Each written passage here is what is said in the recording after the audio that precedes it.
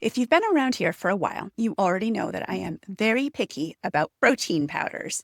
And honestly, I think that's a good thing because there are a lot of products in the wellness space that sound great on paper. But when you actually try to use them in real life, they fall apart.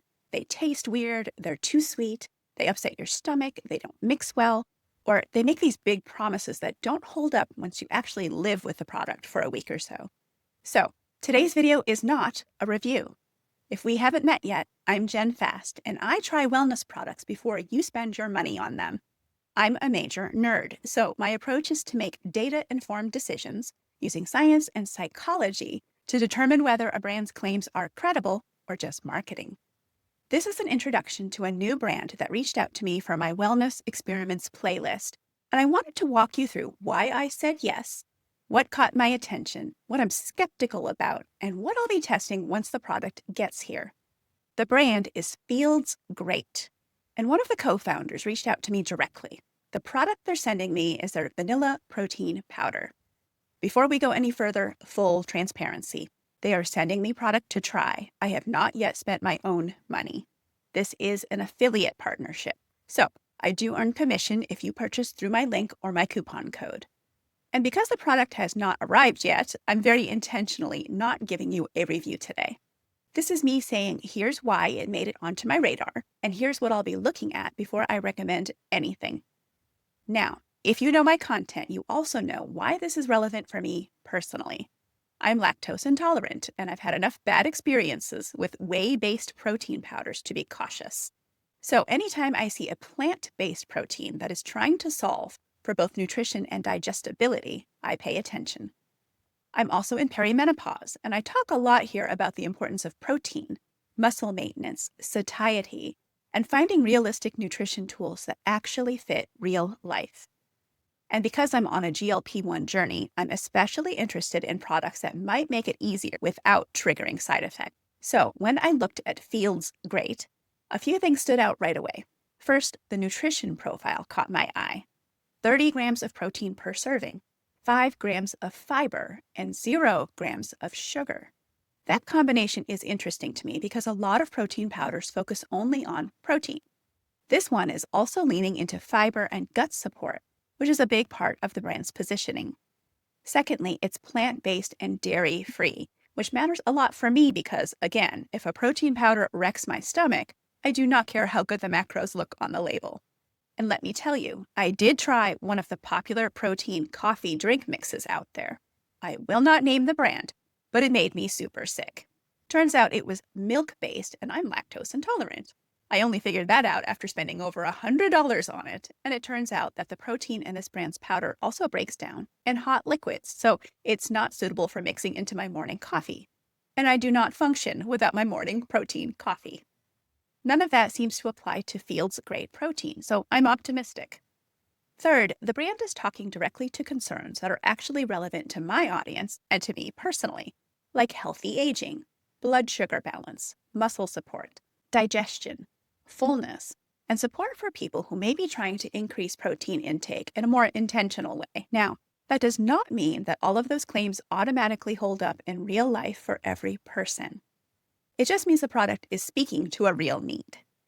And I think that's part of why I was willing to say yes to trying it. I also spent a little time looking at what kind of sentiment is already out there online, because I never want to introduce a brand here without at least doing some homework first. What I found so far is that the public feedback appears to be mostly positive, but still relatively early. The comments and reviews I saw repeated a few themes. People say it blends well. People say the vanilla tastes good. People mention that there's no weird aftertaste, and people are using it in smoothies.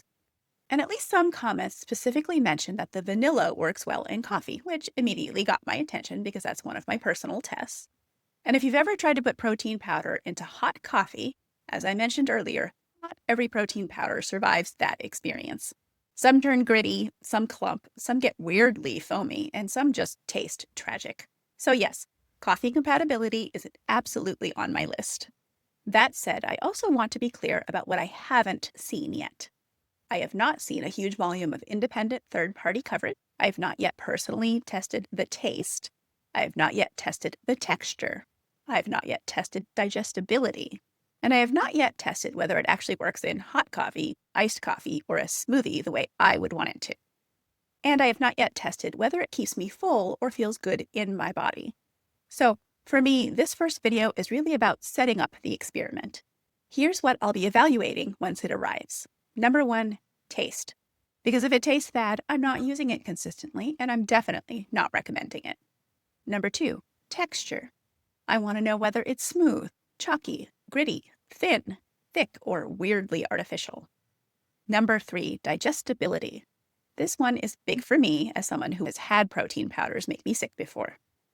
Number 4, the protein payoff. 30 grams is a meaningful amount of protein, so I want to see whether it actually feels like an easy way to support intake on busy days. Number 5, sugar and calorie fit. I'm always looking at whether something fits into my real life in a way that feels supportive, not punishing. I'm on a weight loss journey and on a GLP-1 medication, so I don't want a product that will wreck those goals or cause side effects. And number 6, the coffee test. Can it go into my morning coffee, hot or iced, without becoming a science experiment I regret? That is a very real standard over here because my nutritionist taught me the importance of having protein within 1 hour of waking every morning, especially for women. So that's where I'm at right now. Curious, cautiously optimistic, and absolutely not ready to overpromise. I said yes to trying Fields Great because on paper, it checks several boxes that matter to me. It's plant-based, high protein, low sugar, fiber is included, it's dairy-free, and positioned around needs that are genuinely relevant for midlife wellness, perimenopause, and higher protein eating. But the real question is whether it holds up in an actual kitchen, in an actual routine, with an actually picky person using it, which conveniently is where I come in. So when the vanilla protein arrives, I'll do a follow-up video and give you the real review. How it tastes, how it mixes, whether it works in coffee, whether it feels good digestively, and whether I think it's actually worth buying. If you want to check it out before then, I do have an affiliate link, which I'll put in the description, or you can go directly to fieldsgreat.com and use my coupon code, Jennifer A08212. But again, full honesty, today is an introduction, not an endorsement. If you decide to try it now, use your own judgment. If you want my full opinion, wait for the follow-up review once I've actually tested it. And honestly, that's how I think wellness content should work. Curiosity first, hype later, but only if earned. If you want to see the follow-up test when it comes in, make sure you're subscribed. I'll also dive deeper into the actual ingredients. And if there's anything specific you want me to test, coffee, smoothie, sweetness, satiety, digestion, whatever, drop it in the comments and I'll include it in the next video. And be sure to check out some of the other brands and products I've tried in my Wellness Experiments playlist, including Primal Queen's Beef Organs Supplement and their Goddess Creatine Bites. Thanks for watching, and I'll see you in the next one.